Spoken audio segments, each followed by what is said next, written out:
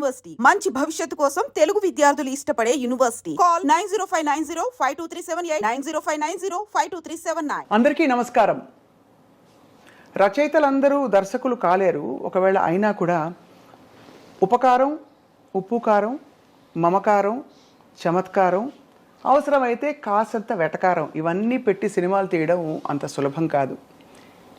వీటిని సందర్భోచితంగా వాడుకుంటూ సినిమాలు, కథలు చెప్తూ ప్రేక్షకుల మనసులపై అధికారాన్ని సంపాదించుకున్నారు మనందరికీ సుపరిచిత దర్శకులు, రచయిత, సంగీతజ్ఞులు, మాటల రచయిత, అన్నిటికంటే ఎక్కువగా గోదావరి గలగలల్ని, అలాగే స్త్రీలోని ఒక సున్నితత్వాన్ని అంత ఇష్టపడిన మన వంశీ గారు.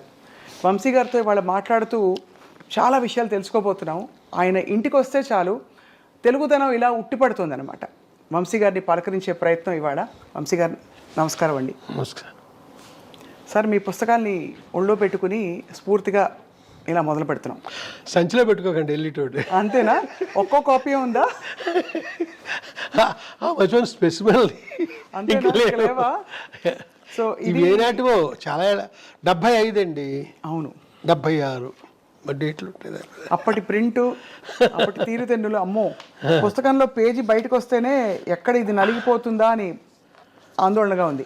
సార్, 14 ఏళ్లకి ఇంత పుస్తకం రాయాలనే ఆలోచన మీకు ఎలా వచ్చి ఉంటుందో? తెలీదండి. అంటే ఎక్కువ చదివి తక్కువ రాయాలనేది పెద్దవాళ్ళు చెప్పింది. అలాగా మా ఊరు లైబ్రరీలో నేను బాగానే చదివాను. అలా చదువుతున్నప్పుడు రాయాలనిపించింది. ఆ రోజుల్లో ఎలా ఉండేది సార్ పుస్తకం రాయాలంటే? ఇప్పుడు రాయాలంటే పబ్లిషరు వాళ్ళకి నచ్చాలి, ఇలా రకరకాల వ్యవహారాలు ఉంటాయి. ఆ రోజుల్లో మీరు ఏంటి, చేత్తో రాసేసుకున్నారా? కలంతో రాసేసుకుని వెళ్ళి చెప్పారా నేను రాశాను, ప్రచురించండి అని? నేను రాయడానికి వెనకాల ఒక కథ ఉందండి. అది ఆ కథని నేను ఆల్రెడీ రాశాను. మళ్ళీ ఇప్పుడు చెప్పండి, చెప్తా. తప్పకుండా చెప్పండి. ఏంటంటే ఒక కథ రాశానండి. దాని పేరు నల్ల సుశీల. ఆ కథ ఆంధ్రజ్యోతిలో ఆనంద దీపావళి కథల పోటీకి పంపించాను, ఆంధ్రజ్యోతికి. ఆ రోజుల్లో ఈ పోటీలంటే వేలు లక్షలు వెళ్ళి అనుకుంటాను. దాంట్లో నాకు సెకండ్ ప్రైజో థర్డ్ ప్రైజో వచ్చిందండి నా మొట్టమొదటి కథకి. వచ్చేసరికి నా ఆనందం అంత మామూలుగా లేదండి. 250 రూపాయలు చెక్ వచ్చిందండి ఆ రోజుల్లో. పెద్ద అమౌంట్, చాలా పెద్ద అమౌంట్. అయితే మాకు దగ్గరలో అనపర్తి అని ఒక ఊరు ఉంది. అక్కడ స్మగుల్ గూడ్స్ అమ్ముతారు ఆ ఊర్లో. దాని ఫేమస్ అనపర్తి. అప్పుడు అక్కడికి వెళ్ళి హెన్రీ శాండీస్ వాచ్ కొనుక్కుందాం అనుకున్నానండి. 125 రూపాయలు. ఇలా అనుకుని ఆనందంతో ఎగిరి గొంతులు చేస్తున్నాను. నా లోపల ఒక సీరియస్ పర్సన్ ఉన్నాడు, కానీ బయటికి గలగల ఏదో మాట్లాడుతుంటాను. అలాగా కొంతమంది అపార్థం కూడా చేసుకుంటారు నా లోపల మనిషిని, తెలియని వాళ్ళు. ఇలాగా నేను సంబరంగా ఎక్కడ పడితే అక్కడ మాట్లాడుతుంటే ఎవరో కొంతమంది ప్రైజ్ ఇచ్చిందంటే మాటలు కాదు, ఏంటి కదా అని అడిగారండి. గలగలమంటే చెప్పేశాను. ఎక్కడ పడితే అడిగిన ప్రతి వాడికి చెప్పేశానండి. ఎవరో ఒక అతను ఆంధ్రజ్యోతికి ఒక లెటర్ రాశాడు.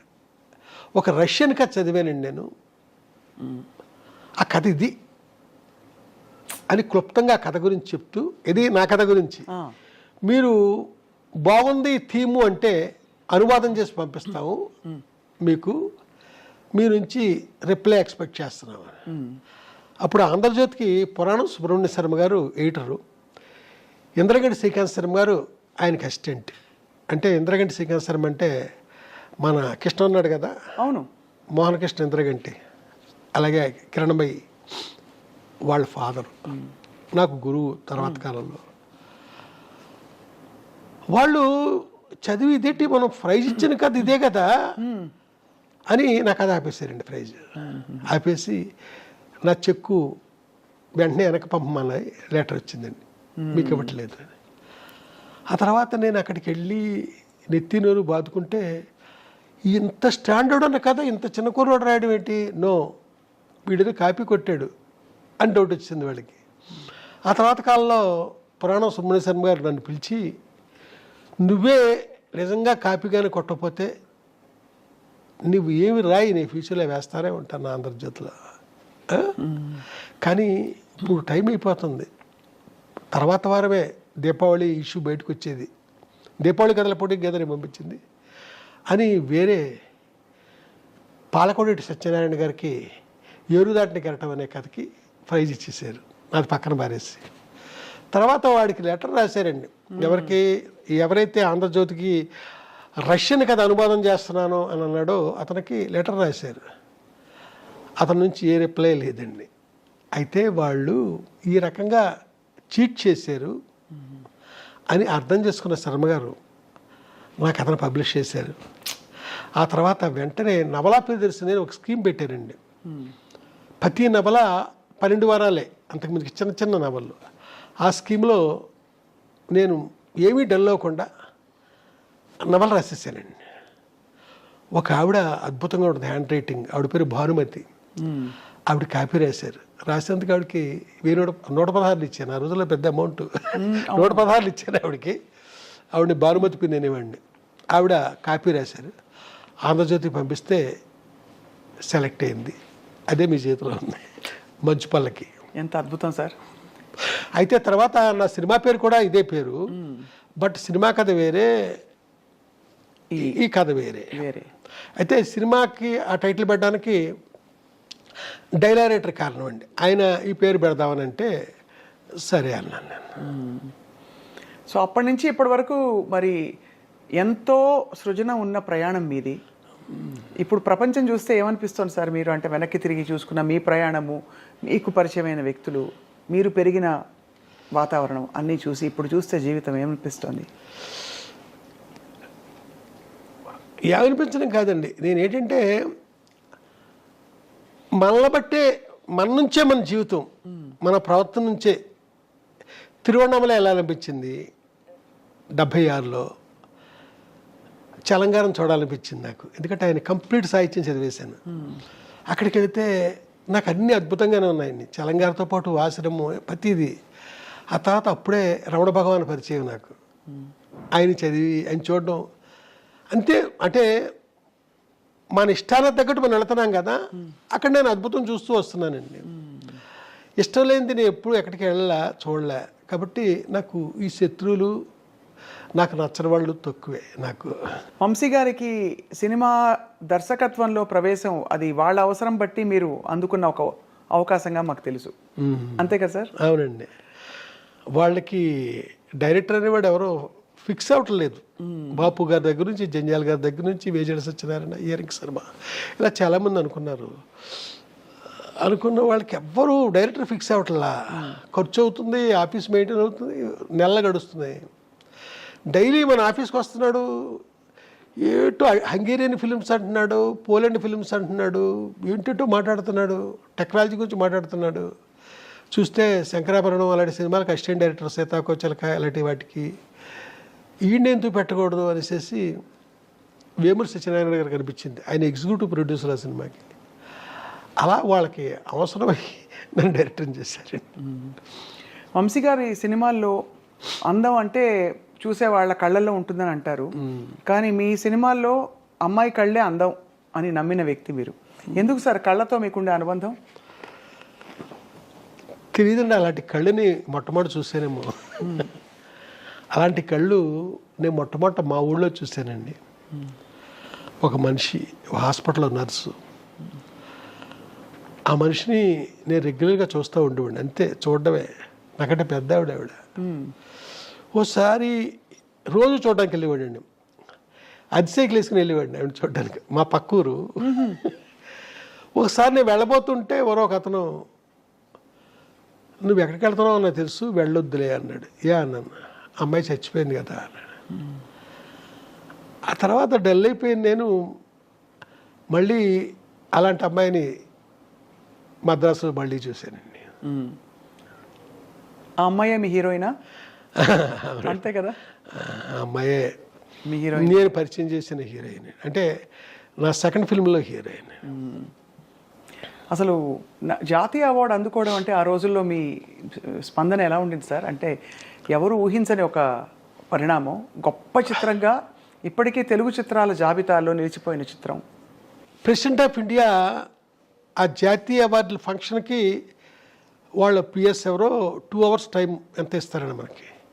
ఈ లోపల ఈ అవార్డు విన్నర్స్ అందరూ ఆ అవార్డు తీసుకోవడం అంతా జరగాలండి.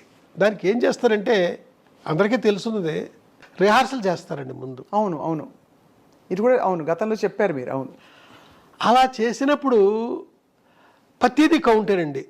ఇన్ని అడుగులు నడుచుకుంటూ వెళ్ళి ఆ అవార్డు తీసుకుని ప్రెసిడెంట్ ఆఫ్ ఇండియా దగ్గర షేక్ హ్యాండ్ తీసుకుని జనం కేసి ఇటు తిరిగి నవ్వుతూ అప్పుడే ఫోటో తీస్తాడు, స్టిల్ ఫోటోగ్రాఫర్. నడుచుకుంటూ కిందకి దిగిపోవడం టైం ఉంటుందండి, అదంతా కౌంట్ చేస్తారంతా. ఆ టైంలో president of India shake hand ఇస్తారు కదండి, ఎక్కువసేపు పెట్టి చెయ్యి నాకు నన్ను పట్టుకొని. అది నేను మర్చిపోవాలని గొప్ప ఫీల్ నాకండి. గట్టిగా నొక్కుతూ ఎక్కువసేపు ఆ షేక్ హ్యాండ్ అవడం అనేది జరిగింది. అది అవార్డు పుచ్చుకున్న దానికంటే గొప్పగా నేను అక్కడ ఫీల్ అయ్యానండి. నేను అది నేను ఇదివరకు చెప్పినదే, ఇది మళ్ళీ మళ్ళీ చెప్పబుద్దేసేది ఇది.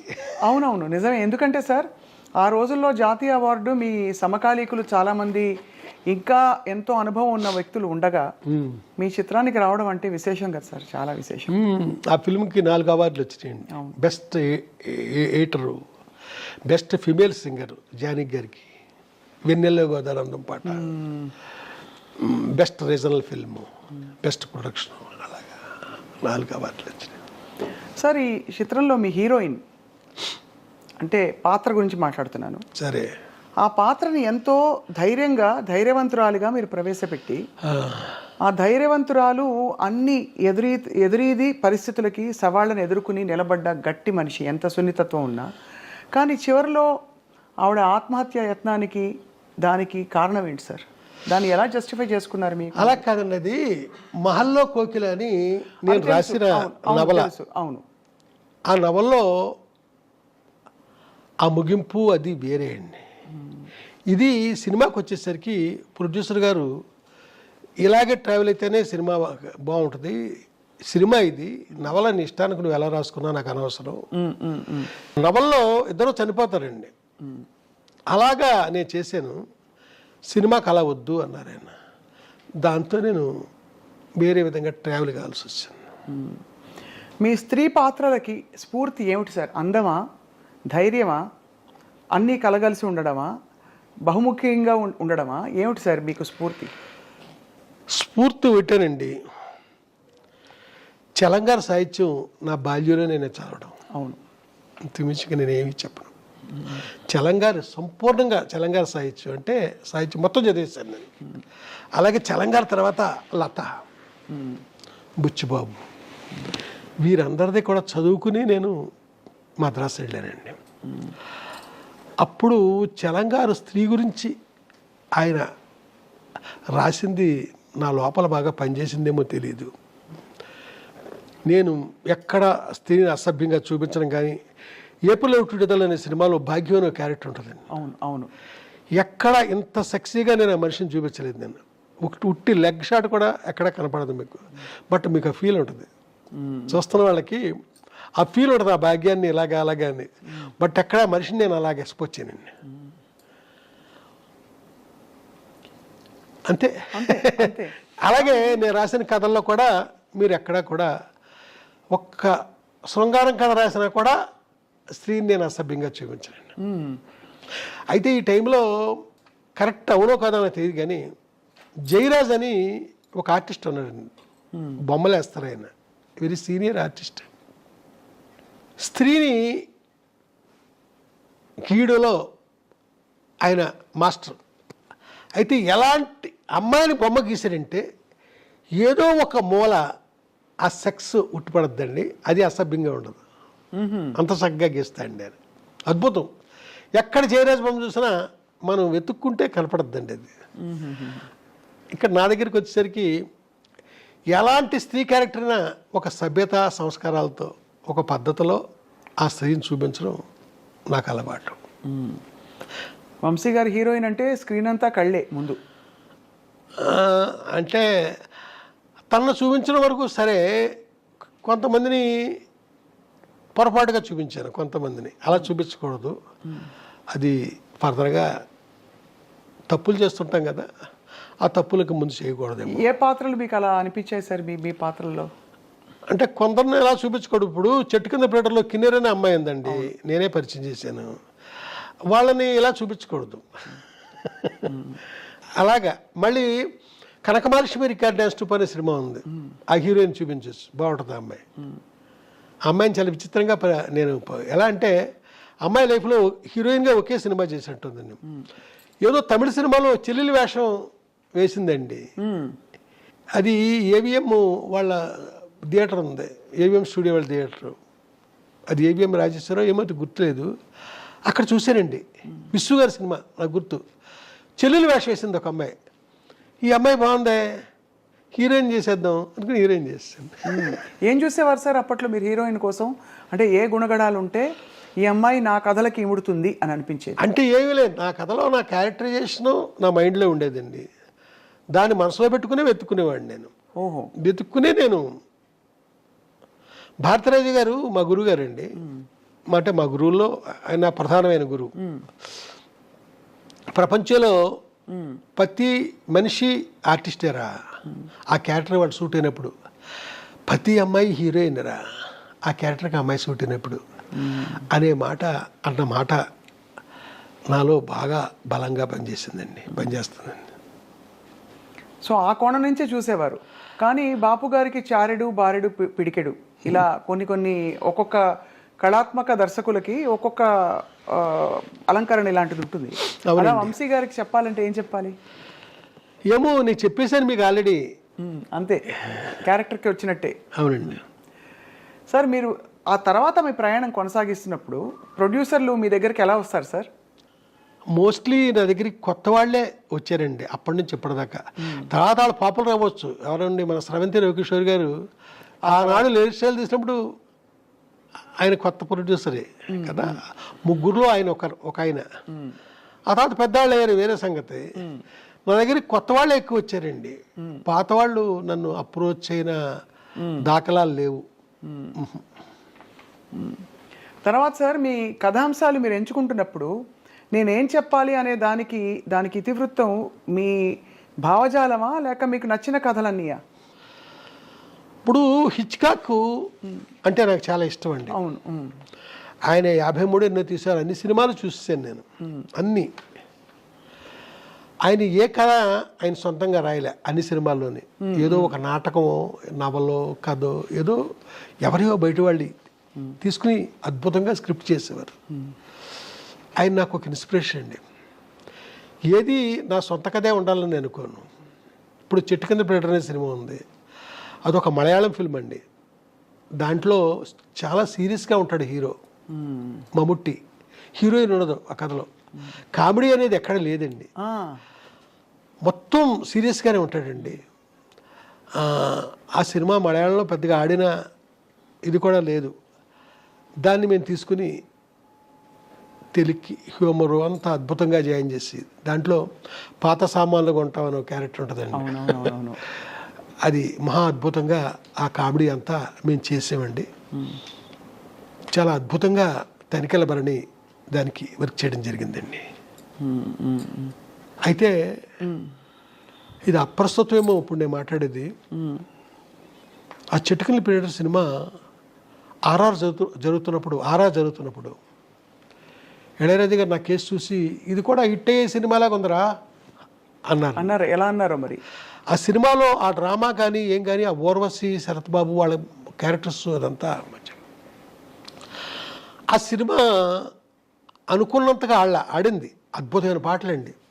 అంటే నా ప్రతి సినిమాలో పాటలు బాగుంటాయి, అది వేరే సంగతి. దాంట్లో కూడా చాలా బాగుంటాయండి పాటలు, మంచి మంచి పాటలు ఉన్నాయి. ఆ సినిమా ఒక మోస్తరుగా ఆడడానికి కారణం హీరోయిన్ అండి. అవును, వర్కౌట్ అవ్వలేదు. హీరోయిన్ వర్కౌట్ అవ్వలేదు. మీవి ఒక మోస్తరుగా ఆడిన సినిమాలని చెప్పినా ప్రేక్షకుల వరకు అవి హిట్ సినిమాలే సార్. ఎందుకంటే ప్రతి సినిమాకి ఒక ముద్ర ఉంది, వంశీ గారి ముద్ర. అంటే మీరు ఇలా మాట్లాడుతూ ఉంటే నాకు ఒకటి గుర్తొస్తుందండి. ఒక మోస్తరుగా ఆడిన ఒక సినిమాకి ఎంతమంది ఫ్యాన్స్ ఉన్నారో తెలియదు.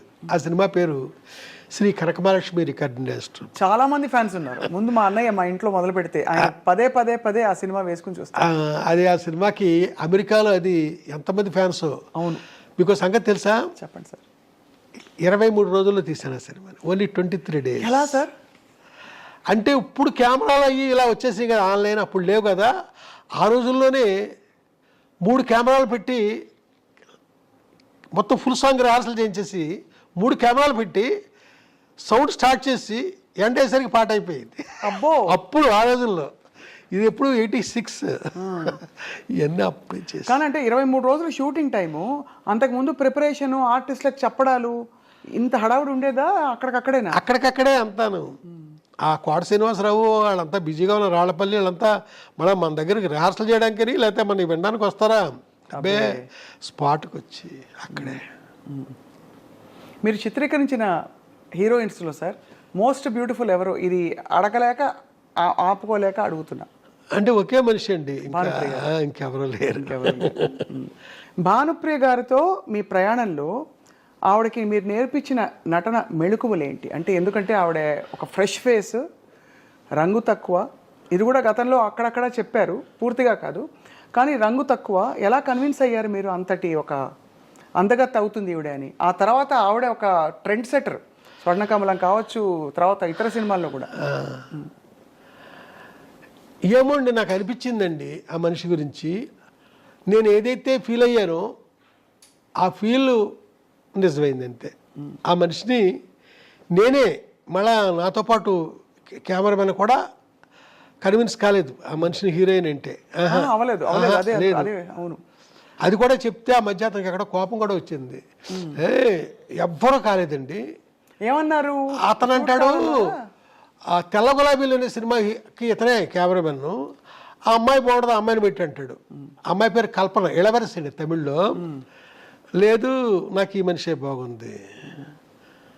ఆ తర్వాత కొంతమంది మొన్న సినిమా ఒక మోస్తరుగా ఆడింది, ఇది ఏదో బంగారు లాంటి ఛాన్సు, శంకరాభరణం తీసిన కంపెనీ వాళ్ళు ఇచ్చారు నీకు ఛాన్సు, దీన్ని సద్వినియోగం చేసుకో. ఏంటి ఆ నల్లటి మేడుగుడ్లు దాన్ని పట్టుకుని విశాల నేత్రలు అంటావేంటి? ఇలా మాట్లాడారండి కొంతమంది.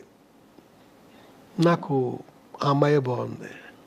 అయితే ప్రొడ్యూసర్స్ వాళ్ళు బాగుందన్నానికి కారణం ఏంటంటే, 7 స్టార్స్ కలర్ ల్యాబ్ అని ఉస్మాన్ రోడ్లో ఘంటసాల గారి ఇంటి దగ్గరలో ఉందండి. అక్కడ పెద్ద పెద్ద ప్రింట్లు వేయించేసానండి. ఈ అమ్మాయి ఫోటో సెషన్ పెట్టి స్టిల్స్ తీసాను కదా, ఆ పెద్ద ప్రింట్లు వేసాను, వేయించి ప్రొడ్యూసర్ గారి ఇంట్లో పెట్టానండి. ఓ రోజున విశ్వనాథ్ గారు ఏదో పనుండి వచ్చారు అక్కడికి. ఆయనకి ఏది నాయసారు భార్య జయలక్ష్మి గారు, డైరెక్టర్ గారికి చూపిద్దాం, వంశీ అమ్మాయి బాగుంది అంటున్నాడు కదా, ఆయన ఏమంటారు అంటే మొత్తం అంతా తిరిగేసి నాకేసి బాగున్నాయి అన్నారు ఆయన. ఒకసారి ఆ మాట ఆయన అనేసరికి వాళ్ళ ఇంట్లో వాళ్ళంతా థ్రిల్ ఆవిడ తలుపు కాలండి మా నాగేశ్వర గారి భార్య, ఆ అమ్మాయికి కొంచెం మెల్లనుకుంటానండి అంతే. మెల్ల అయితే అదృష్టం కదా అని వెళ్ళిపోయాడు. ఓహో, అంతేనండి, అక్కడతో సెట్ అయిందండి. ఆ తర్వాత ఆ సినిమా తర్వాత బిజీ అయింది తను. సితార్ తర్వాత నేను అడిగాను, బిజీ అయ్యట కదా నువ్వు అని.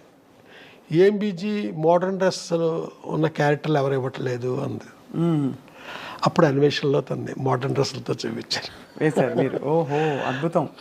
చూపించేసరికి అక్కడి నుంచి ఈ చిరంజీవి గారి సినిమాలు అయితే, కృష్ణ గారి సినిమాలు, శోభనబాబు గారి సినిమా, ఇలాగా గువ్వా గోరింకతో మొదలుకొని అసలు ఒక స్టెప్, అన్ని స్టెప్పులు, అన్ని డ్రెస్సులు. ఆ తర్వాత సినిమా ప్రేమించి పెళ్ళాడు. ఇలాగ మీలాగ శారీ కట్టుకుని చక్కగా పెద్ద బొట్టు అక్కడే మొదలైంది ఆ సినిమాతోనే, పెద్ద బొట్టు. అలాగా ఆ సినిమాలో చూపించానండి.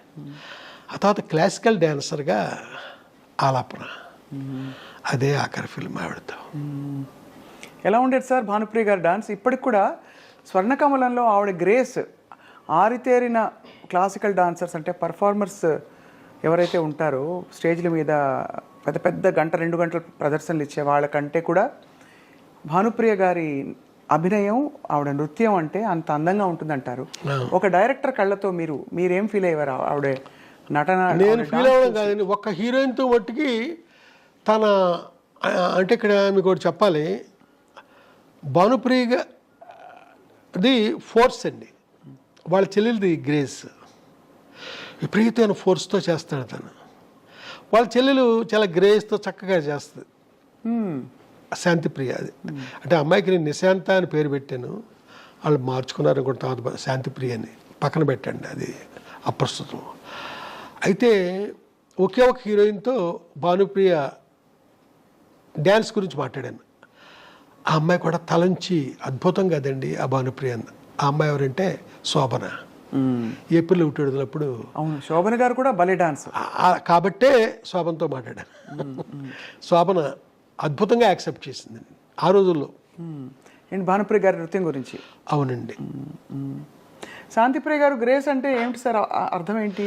మీకు ఆ గ్రేస్ ఫోర్సును అయ్యో 2 షాట్లు ఇవో 2 షాట్లు చూపిస్తే మీకు ఎక్స్ప్లెయిన్ చేయగలను, మామూలుగా నోటితోనే చెప్పలేనండి. అంటే భానుప్రియ గారి ఆవిడ బాడీ లాంగ్వేజ్లోనే ఒక ఫోర్స్ ఉంటుంది. ఫోర్స్ ఉందండి. ఆ చెల్లెలు చాలా గ్రేస్గా గమాత్తుగా నవరంగులో ఆవిడలాగా అలాగా ఆ అమ్మాయి ఆడద్దండి. అందులో ఒక లాలిత్యం, ఇందులో ఒక రకమైన గగురుపాటు, రెండు. కానీ ఏదేమైనా సార్ భానుప్రియ గారు, వంశీ గారు భానుప్రియ గారిపై చిత్రీకరించిన పాత్రలు,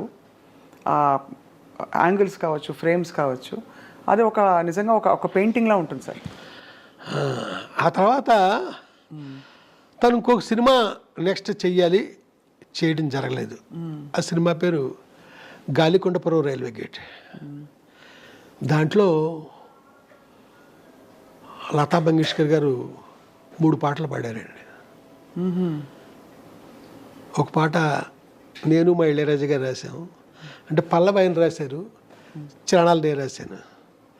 ఇంకొక పాట మహర్షి సినిమాలో కొత్తతన ఛాన్స్ ఇచ్చాను, అద్భుతమైన పాట, సుమం ప్రతి సుమం సుమం. అయ్యో చాలా బాగా, ఏం పాట సార్ అది మా ఫ్రెండ్తో రాయించాను, అదే ఫస్ట్ ఛాన్స్ అండి. అది ఆయనతో 2వ పాట రాయించాను. 3వది వేటూరు గారు ఎవరో రాశారంటున్నారు. 3 పాటలు పాడారు. ఈ సినిమా జరగకపోవడానికి కారణం సార్? జరగకపోవడానికి కారణం ఏంటంటే వెంకటేష్ గారు హీరో అనుకున్నామండి. రామానాయుడు గారు కథ విన్నారు, నేను చెప్పాల కథ, వేమూరి సత్యనారాయణ గారు చెప్పారు. విని ఇది హీరోయిన్ కనపడుతుంది ఆ కథ అంతాను, మా అబ్బాయిని ఒక కమర్షియల్ హీరోగా నేను ఇచ్చేద్దామని కొత్తగా తీసుకొచ్చాము, మా అబ్బాయి ఇలాంటి వాటిలో యాక్ట్ చేస్తే కాదు కదా. ఆ తర్వాత ఇది హిచ్కాక్ సినిమా లాంటి సినిమా కథ, ఇది డైరెక్టర్ పేరు వస్తుంది, లేదా హీరోయిన్ పేరు వస్తుంది, మా అబ్బాయిది ఏముంది దీంట్లో, అయినా మంచి కథ పట్టరండి, ఇది వద్దు ఆయన అన్నంతో ఆ ప్రొడ్యూసర్లు. వెంకటేష్ హీరో అంటే అది వేరే విధంగా ఉంటుంది కదా, రామానాయుడు గారు వెనకాలండి మనకి బ్యాక్గ్రౌండ్లో ఆయన ఉండి చేసేది, ఆ విధంగా అది ఇదయింది. ఆ తర్వాత భానుప్రియ కాకుండా విజయశాంతిని కూడా అనుకున్నాం తర్వాత, ఇటు కాకుండా సినిమా ఆగిపోయింది. ఈ సినిమా ఆగిపోయింది. తర్వాత భానుప్రియ గారితో మీరు పనిచేయడం జరగలేదు కదా సార్? లేదండి, జరగల.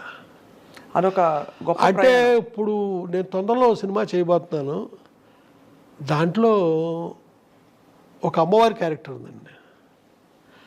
ఆ అమ్మవారు ఒక నల్లటి రాయిలో సూపర్ ఇంపోజ్ అయి కనపడుతూ ఉంటుంది అంతే, బయటకు వచ్చి కనపడడం అనేది లేదండి, అక్కడక్కడ అలా కనపడుతూ ఉంటుంది. అది అమ్మవారి గెటప్పులో ఓన్లీ క్లోజప్ అంతే. అది భానుప్రియ అనుకుని నేను కథ రాశాను, అది ఆ వద్ద ఫ్యూచర్లో చూడాలి అంతే. మీకు ఆ రాయిలోనే కనపడుద్ది, బయటకు వచ్చి కనపడే ఏమీ లేవండి. బ్లెస్ చేస్తూ ఉంటే చాలా ఇంపార్టెంట్ క్యారెక్టర్. ఆ రాయిలే, ఆ నల్లటి రాయి అండి, అక్కడ భానుప్రియ గారి పాత్ర ఉంటారు. తన క్లోజ్ సూపర్ ఇంపోజ్ అయ్యి ఉంటుందండి. అక్కడ ఆ అమ్మవారి పేరు పొంతలో ముసలమ్మ తల్లి. పొంతలో ముసలమ్మ తల్లి. పొంతలో ముసలమ్మ తల్లి. అంతేనండి, తప్ప ఇంకా మనకి ఎక్కడ. అడిగారా సార్ భానుప్రియ గారిని? అంటే లేదండి, ఆవిడతో మాట్లాడి ఆవిడ చూసే ఒక 35 ఏళ్ళు అయింది ఆవిడ చూసి. ఆవిడతో ఇప్పుడు మాట్లాడింది కూడా ఎప్పుడు లేదండి, వాళ్ళ నెంబర్లు కూడా నా దగ్గర లేవు. రేపొద్దున ఆ సినిమా ఇప్పుడు మెటీరియలైజ్ అవుతుంది, ప్రొడ్యూసర్లకు కూడా చాలా ఇష్టంగా ఉన్నారు వాళ్ళు. ఆ తర్వాత ఏం జరుగుద్దో నాకు తెలియదు. ముందు ప్రేక్షకులు అందరూ ఇష్టంగా ఉంటారు సార్, అప్పటి హిట్ కాంబినేషన్ మళ్ళీ ఇలాగైనా సరే, అంటే ఈ విధంగానైనా మళ్ళీ తెరపై ఎప్పుడు మనకు ఆ రాయిలో సూపర్ ఇంపోజే కనపడద్దు, మనిషి మామూలుగా బయటకు వచ్చి కనిపించరు. అదే బట్ చాలా వైటల్ ఇంపార్టెంట్ క్యారెక్టర్ అండి. ఆ క్యారెక్టర్ లేకుండా అంతా ఉండాలి. అంతా కాదు, అక్కడక్కడ తను ఆ క్యారెక్టర్ లేకుండా మీకు అక్కడ సీన్ లేదు, ఆ సీన్ లేకుండా ఈ కథ లేదు. వంశీ గారికి మరి అంత అందమైన హీరోయిన్లు ఎలా ఉన్నా కూడా అంత అందంగా చూపించిన వంశీ గారు, మరి మీకు ఈ తరం హీరోయిన్లు నచ్చుతారా సార్? మరి నేను ఈ మధ్యకాలంలో సినిమా చేయలేము, మళ్ళీ ఇప్పుడు చాలా కాలం తర్వాత చేయబోతున్నాను, చూడాలి నచ్చేలాగా. ఏమనిపిస్తుంది ఇప్పుడు చూస్తున్న సినిమాలు మీరు సినిమాలు చూస్తారు కదా సార్? బలే అంటే నేను థియేటర్కి వెళ్ళి చూస్తానండి. థియేటర్కి వెళ్ళి అన్ని చూస్తారా? అన్ని ఈ మధ్య కాలంలో వచ్చిన చాలా సినిమాలు, చాలా మంది హీరోయిన్లు చూస్తుంటారు. ఈ మధ్యకాలంలో నాకు బాగుందంటే కా అనే సినిమా వచ్చింది కదా, ఆ అమ్మాయి నాకు బాగుంది. అంటే ఆ సినిమా తప్ప ఇంకెవరు నచ్చలేదు సార్ పెద్ద ఇప్పుడు మనకి? బొక్కుని మీకు అడిగారు కాబట్టి వెంటనే స్ట్రైక్ అయింది. ఇప్పుడు బాగా మీకు డాన్స్ మీద మీరు దృష్టి పెడతారు, బాడీ లాంగ్వేజ్ మీద పెడతారు కాబట్టి సాయి పల్లవి. అయ్యో అమ్మాయి అద్భుతం, అసలు మాట్లాడొద్దండి. శ్రీలీల బాగుంటారండి వాళ్ళంతా. సాయి పల్లవి అంటే అసలు నేను ఇంకో మాట మాట్లాడండి నేను. అవునా సార్? అంటే అమ్మాయిలో గ్లామర్ అది కాదు, అద్భుతమైన పర్ఫార్మర్ అమ్మాయి, మామూలు పర్ఫార్మర్ కాదు, చాలా అద్భుతం. ఎంతో మంది మనకి గుర్తొస్తారండి, చాలా అద్భుతమైన. సార్ మీ ప్రయాణంలో మీరు ఇంత భావుకులు, ఇది ఉండబట్టుకోలేక అడుగుతున్నా, మీకు ఎందుకు బ్యాగులు ఇష్టం అని ఎలా అడిగితే అడుగుతారు. మీ స్త్రీలతో మీ సంబంధాలు ఎలా ఉండేవి చిత్ర పరిశ్రమలో? నేను నాకేంటో తెలియదండి, నాదంతా మానసికమైన సంబంధం తప్ప ఫిజికల్గానే పెట్టుకోనండి. ఏంటో తెలియదు నాకు ఎవరితోని. నాకు ఓ హీరోయిన్ అని ఏదో చాలామంది చెప్పుకుంటారా, ఆ మనిషితో సైతం నాకు ఫిజికల్గా నాకు ఎవరితోని సంబంధాలు లేవు. కానీ మీకు ప్రేమ కలుగుతుందా? అదేంటో అండి, మనిషి మీద ఒక ఇష్టం. ఇప్పుడు ఈ సినిమాలు ఉదాహరించడం చాలా పెద్ద ఇదిగా ఉంటుంది, బాగోదు. మానసికంగా నేను ఇష్టపడడం తప్ప ఇదేం చేయను. ఓసారి ఒక ఇన్సిడెంట్ జరిగిందండి, బ్యాంకాక్ వెళ్ళామండి. కొందరు రైటర్స్తో పాటు బ్యాంకాక్ వెళ్ళాల్సి వచ్చింది ఒక అతను కలవడానికి, ఓ హీరోని. నాతో పాటు వచ్చిన ఒక యంగ్ రైటరు ఒక రూమ్ చూపించి, ఈ రూమ్లో పలానా డైరెక్టరు పేరు చెప్పనండి, 5 అమ్మాయిలతో ఒక రాత్రి గడిపాడండి. నేను అసలు అది విన్నాను కానీ నేను ఏమాత్రం నాకు అది సహించలే, ఏమాత్రం ఆ మాట శబ్దస్ఫోరకంగా నాకు అనిపించలే. నేను ఆ రకం కాదండి, ఎట్టి పరిస్థితుల్లో కాదు. అంటే ఇది అడగడానికి నేపథ్యం కూడా సార్, ఇది ఏదో మీ వ్యక్తిత్వం గురించి అడగడానికి అని కాదు సార్, తప్పట్టుకోకండి దయచేసి. మీరు ఎలా అడిగినా పర్లేదు, బట్ అంటే కానీ అంటే మీ ఇంత భావుకత ఉండే వంశీ గారికి సహజంగానే అంటే మీరు సృష్టించే పాత్రల మీదైనా మీకు ప్రేమ వచ్చేస్తుంది కదా? అవునండి. ఇప్పుడు సితార కావచ్చు, తర్వాత మీరు చెప్పిన అన్ని సినిమాల అందరు హీరోయిన్లు అంత అందంగా ఉన్నారు, ఒక్కొక్క సినిమాలో ఒక్కో తీరులో. సో అప్పుడు వేవ్ లెంగ్త్ అంటే కనెక్షన్ ఎవరితో కలిగి ఉంటుంది మీకు అని? అప్పట్లో మీరు అన్నట్టుగా ఒక హీరోయిన్తో ఎక్కువ మీ పేరుని జోడించారు, కానీ ఇంకా నేను ఇంకెవరితోనే నాకు అలాంటి లేదు. ఇప్పుడు వాణి విశ్వనాథ్ ఉంది, 2 సినిమాలు చేశాను నేను, అంతే, అంతవరకే. శోభన నాకు చాలా అద్భుతమైన వ్యక్తిత్వం, ఇది కలిగిన మనిషి, అంతే, అంతవరకే. ఇలాగ ఏ హీరోయిన్ తీసుకోండి అంతవరకే, అంత మించి. మానసికంగా కూడా ఇంకా నేను ఇంకొక మనిషి జోలికి నేను వెళ్ళలేదండి, ఎళ్ళబుద్ధిలే.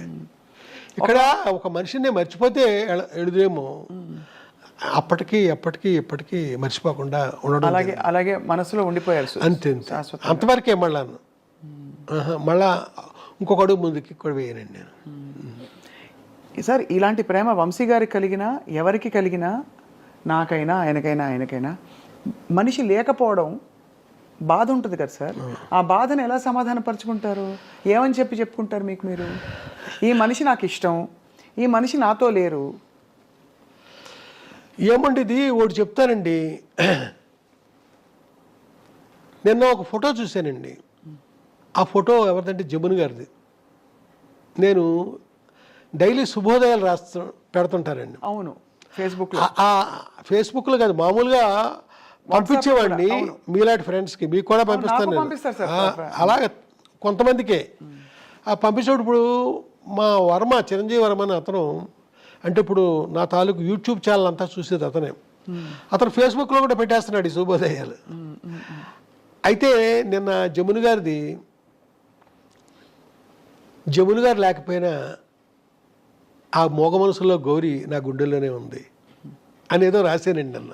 ఆ శుభోదయం అనగా రేపటిలో వస్తుంది. సార్ ఫేస్బుక్లో మీరు పెడుతున్న అంటే మీరు పంపిస్తున్న శుభోదయాలు ఫేస్బుక్లోకి వస్తున్నాయి. అందులో సరే జమున గారిది పెట్టడం ఒక ఎత్తు అయితే, ఒక రొట్టె ముక్కలు అమ్ముకునే ఒక ఫోటో పెట్టి అక్కడ తమిళంలో ఒక ఏదో రాసి ఉంటే దానికి అంత స్పందన రావడం ఏంటి? వీళ్ళు మళ్ళీ మా పసలపూడి రావాలి అని చెప్పి వచ్చే రామారావు అని మీరు రాశారేంటి అనే ఒక ప్రశ్నకి ఏం చెప్తారు సార్? ఏమైందంటేనండి, చాలామంది వేరే విధంగా రియాక్ట్ అయ్యారండి. మీ పసలపూడిలో ఆ రామారావు అనేవాడు బిస్కెట్లు అమ్ముతాడని రాశావు, చూస్తే అది తమిళ అక్షరాలు రాసిన తమిళనాడు ఫోటో అది ఏంటిది అని ఇలాగా అడిగారండి. నేను చెప్పేది ఏంటంటే, నా చైల్డ్హుడ్లో నేను నిక్కర్లు వేసుకుని తిరిగే రోజుల్లో రామచంద్రపురం నుంచి మాకు పక్కనే ఉన్న 2 కిలోమీటర్స్ దూరంలో ఉన్న రామచంద్రపురం నుంచి నిక్కరో చొక్కా వేసుకుని రామారావు అనే ఒక అతను వచ్చేవాడు. వచ్చి మా ఊర్లో ఆ రొట్టి బిస్కెట్లు అమ్మేవాడు. ఆ అమ్మినప్పుడు చూడండి కొన్ని బిస్కెట్లు ఇరిగిపోతాయి ముక్కల కింద.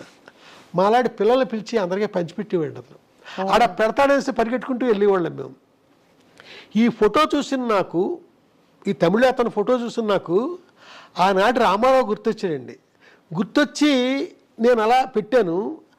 అలా రామారావు గుర్తొచ్చాడు నాకు, అలాగా నేను రాయడం జరగలేదు. దాంతో ఈ తమిళ ఫోటో పెట్టి మా పసరపొడిచిన రామారావు అని రాస్తావా అనేసి కొంతమంది కొంచెం కాంట్రవర్షియల్గా ప్రవర్తించారు. నా ఉద్దేశం, నా బాల్యంలో నేను అప్పుడు చూసిన రామారావు నాకు ఇప్పుడు గుర్తొచ్చాడు అని నేను ఆ వాక్యం నిర్మాణం చూసారా, అది సరిగ్గా జరగలేదు.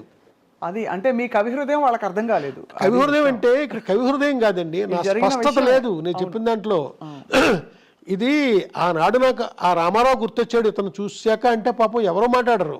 అవునవును. నేను రాసిన దాంట్లో ఆ స్పష్టత లేకపోవడం వల్ల జనం నన్ను అపార్థం చేసుకున్నారు. ఈ ఫేస్బుక్ సాధ్యమైనంతగా నేను కరెక్ట్గా అన్వయించేలాగే నేను చెప్తానండి. శుభోదయం ఏది పెట్టనియండి, నా జీవితానికి అది అన్వయించినప్పుడే నేను దాన్ని తీసుకుంటాను తప్ప పొరపాటుని, లేకపోతే పలానా స్వప్న లైఫ్లో ఇలాగా అది కూడా నేను చెప్తాను, పలానా రామారావు రాజబాబు అలాగా అని చెప్తానండి. ఇక్కడ మట్టికి అలా జరిగింది. వివరణ ఇవ్వలేదు. తప్ప ఇంకేం కాదు. ఎప్పుడంటే ఇంత వయసులోనండి, చిన్నప్పుడు ఇదంతా జరిగింది. గొప్ప జ్ఞాపకాలంటే మీకు చాలా ఇష్టం కదా సార్? జ్ఞాపకాలంటే ఆకుపచ్చని జ్ఞాపకాలు, పొలమారిన జ్ఞాపకాలు, ఇలాగ జ్ఞాపకాలు మీద చాలా ఉన్నాయండి. ఇంకా రాయాల్సినవి కూడా ఉన్నాయి. మాట్లాడే జ్ఞాపకాలు ఇవన్నీ రాశాను కదా, ఇంకా రాయాల్సినవి ఉన్నాయండి. పోట్లాడే జ్ఞాపకాలు, పరిగెట్టే జ్ఞాపకాలు, నడిపించే జ్ఞాపకాలు, ఇలాగా ఎన్నైనా రాయొచ్చండి. ఎప్పుడు వర్తమానం నాకు బాగోదు, అది జ్ఞాపకం అయినప్పుడే బాగుంటుంది. ఏంటో నాకు తెలియదండి. అది మీ కళాత్మకత సార్. సార్ కానీ ఇందాక అడిగిన ప్రశ్నకి మీరు మళ్ళీ సున్నితంగా అడుగుతున్నా సమాధానం ఏంటంటే, ఏదైనా మనకి ఇష్టమైన వ్యక్తి కానీ సినిమా కానీ ఏదైనా, ముఖ్యంగా వ్యక్తి అయితే అందులో మన మనసుతో ఇష్టపడిన వ్యక్తి అయితే మన చుట్టూ లేకపోతే మనం కొంత అలజడికి లోనవుతాం. ఆ అలజడిని మీరు ఎలా సమాధాన పరుచుకున్నారు? ఇప్పుడు ఉండకపోవచ్చు కానీ ఎప్పటికే వాళ్ళే అని చెప్పారు కాబట్టి సున్నితంగా అడుగుతున్నాను. ఇది ఇప్పుడు ఏమీ లేదండి, ఒక ఒక ఒక ఎన్నో ఏళ్ల క్రితం మ్యాటర్ ఇది. ఇవాళ మామూలు కండిషన్లోనే మామూలుగానే ఉన్నా, కానీ ఎప్పుడు జ్ఞాపకం బాగుంటుంది కదా నాకు. మరి అదే ఆ జ్ఞాపకమే బాగుంటుంది. అలా అంతే, ఇది బాగుంది. మళ్ళా గతం నిజం కావాలి అని కూడా నేను ఇప్పుడు కోరుకోను, ఎందుకంటే అవ్వదు కాబట్టి. సార్ వంశీ గారి విజయంలో రాజా సార్ పాటలు ఎంత ముఖ్యమో, రాజా సార్ ప్రయాణంలో వంశీ గారి సినిమాలు కొన్ని మైలు రాళ్ళని చెప్పచ్చు. ఇళయరాజా గారితో మీ మొట్టమొదటి పరిచయం, అనుబంధం, ఆ పరిచయం అనుబంధంగా మారడం ఎలా జరిగింది సార్? ఇది ఒక కథలా చెప్పాలేమో, చెప్పంటారా? చెప్పండి. సితార్ సినిమాలో డైలాగ్ చాలా తక్కువ ఉంటుందండి, సైలెన్స్ ఎక్కువ. అది సైలెన్స్ ఉండడానికి కారణం ఏంటంటే, అది మ్యూజిక్ కోసమని నేను అలా అలా అలా సీన్లు కన్సీవ్ చేశానండి సితారకి. రామనాయుడు గారి థియేటర్లో నేను మాట్లాడేది మద్రాసు గురించి, చెన్నై గురించి. రామనాయుడు గారి థియేటర్లో సితార డబుల్ పాజిటివ్ ప్రొజెక్షన్ వేసామండి ఆ నైట్. సినిమా చూసారండి. ఏడు నాగేశ్వరరావు గారి ఫ్యామిలీ మొత్తం యూనిట్లో జనం మొత్తం అంతా దాదాపు 100-150 మంది చూశారండి. ఎక్కడా డైలాగ్ లేదు, కామెడీ లేదు. ప్రతి ఒక్కరికి కూడా విపరీతంగా బోరు కొట్టేసిందండి. నాగేశ్వరరావు గారు అయితే శంకరాభరణం లాంటి ఒక కావ్యం తీసిన నిర్మాతని పొరపాటుని కుర్రగాడికి సినిమా ఇచ్చి ఎంత తప్పు చేశాను నేను అని ఆయన అంత దారుణంగా ఫీల్ అవ్వడం జరిగిందండి. చాలా క్రైమ్ చేశాను నేను, ఎంత తప్పు అయింది అనేసి. అలాగా రాత్రి నాకు ఇంకా నిద్ర పట్టలేదండి. అప్పుడు స్మోక్ చేసేవాడు, తెక్కాల్చేసాను సిగరెట్లు. అప్పుడెప్పుడో, ఇప్పుడు ఏమీ లేదు, చాలా ఏళ్ళు అయింది, 25 ఏళ్ళు అయింది, 30 ఏళ్ళు అయింది మానేసి. చాలా డిప్రెషన్కి వెళ్ళిపోయానండి, ఏం చేయాలి అని. నెక్స్ట్ డే ఇళయరాజా గారు చూస్తున్నారు, ఆర్ఆర్ కోసం ముందు ఆయన చూస్తారు సినిమా. చూశాక ఇన్ఛార్జికి చెప్తారు, స్పెషల్గా ఇన్స్ట్రుమెంట్లు రావాలి అంటే 1 బ్యాండ్ కాదు 3 బ్యాండ్లు కావాలి ఇలాంటివి అప్పుడు చెప్తారు. 2 ఫ్లూట్లు ఇలాగే చెప్తారండి. సరోద్దు చెప్పు, షహానాయ్ పిలు, ఇలాగా చెప్తారండి ప్రొజెక్షన్ నుంచి బయటకు వచ్చాక. ఆ మధ్యాహ్నం మళ్ళీ డి రామానాయుడు గారి స్టూడియోలోనే, అదే థియేటర్లోనే చెన్నైలో ప్రొజెక్షన్ ఇళయరాజా గారు చూస్తున్నారండి. ఆయన చూస్తున్నారండి, సైలెన్స్ అది మామూలుగా వెళ్తుంది. ఇంటర్వెల్ అయ్యాక డైరెక్టర్ ఎక్కడా అన్నాడు ఆయన. అనేసరికి ఏడు నాగేశ్వరరావు గారు ఎక్కడెక్కడ ఉంటాడండి. ఏంటి ఇలా రాయ్యా, అక్కడికి ఉన్నాను పోల వచ్చి అతను పక్కన కూర్చోబెట్టుకున్నాడు నన్ను. మొత్తం సినిమా చూశాక ఎన్నాళ్ళకి నేను అద్భుతంగా పనిచేయడానికి ఒక సినిమా దొరికింది నాకు, చెప్తాను దీనిపైన రేపటి నుంచి అని కారికి వెళ్ళిపోయాడండి. ఒక్కసారి ఏదైనా బుర్ర పని చేయలేదు, నన్ను పిలిచి సెక్రటరీలకి చెప్తాను అన్నాక ఆ నెక్స్ట్ డే నుంచి ఒక్కొక్క రీలు ఆయన అన్నాడు కదా, నేను 70mm ఆ పెద్ద స్క్రీన్ చూస్తూనే రికార్డింగ్ చేస్తాను ఈ సినిమాకి, చిన్న స్క్రీన్ మీద చేయను అంటే. ఆ 70mm థియేటర్లో డేట్లు తీసుకుని అప్పుడు అక్కడ మొదలెట్టారండి. ఒక్కొక్క రోజుని ఒక్కొక్క రీలు ఈయన ఆర్ఆర్తో నిండుతుంటే సినిమా ఎక్కడికో పోతుంది. అలాగా ఒక రోజున అన్నాడు కదా ఇళయరాజా గారు, నన్ను పిలిచి ఈ సినిమా ఫైనల్ ప్రోడక్ట్ని నువ్వు నేను పక్కనే కూర్చొని చూద్దాంరా అన్నాడు. అంటే నన్ను ఎంత ఇష్టపడ్డాడో చూడండి. అలాగా ఆ సినిమాతో ఆయనకి దగ్గర అయ్యారండి. నెక్స్ట్ ఆ సితార్ తర్వాత పూర్తి కాంట్రాస్ట్ సినిమా ఇంకోటి చేశాను, అన్వేషణ. అబ్బా, అన్వేషణ సహజంగా ఇళయరాజా గారు ఆర్ఆర్ 4:7-9 అంటే మార్నింగ్ 7 గంటల నుంచి రాత్రి 9 గంటల దాకా 4:7-9 ఆర్ఆర్ అయిపోద్దండి. ఆయన 8:7-9 చేసిన టైటిల్స్ మిగిలిపోయినాయి. అవట్లా అంత ఆర్ఆర్ ఉందండి. ఆ సినిమా చూస్తూ చేస్తున్నాడు మ్యూజిక్. ఏనాడు పక్కనే ఉంటాను కదా, ఇలాగుంది అలాగుందని ఏమీ మాట్లాడలా, అద్భుతం జరిగిపోతుంది అక్కడ తెర మీద చూస్తూ. దాని తర్వాత సినిమా హిట్టు అది మొత్తం అంతా జరిగిపోయింది అద్భుతంగా. అసలు అయిపోయిన తర్వాత నెక్స్ట్ అద్భుతమైన పాట అండి. వాళ్ళ మధ్యాహ్నం గోపెమ్మ చేతిలో గోరు ముద్ద, రాధమ్మ చేతిలో వెన్న ముద్ద అని ప్రేమించుకోవాలా ఆ పాట నోట్స్ ఇచ్చేసాడు. 2 to 9 నోట్స్ ఇచ్చేసాడు. రేయ్ నాకు సైట్ వచ్చింది అంటున్నారు చెత్వారం, డాక్టర్ దగ్గరికి వెళ్తున్నాను రా అన్నాడు. ఇద్దరం కారులో వెళ్ళాం. అలా ఎన్ని చోట్లకో తీసుకెళ్ళేవాడు నన్ను. వెళ్తే రాయపేటలో ఒక ఇంటి ముందు సిమెంట్ సోఫాలు ఉన్నాయండి. ఇంటి ముందు సిమెంట్ సోఫాలు.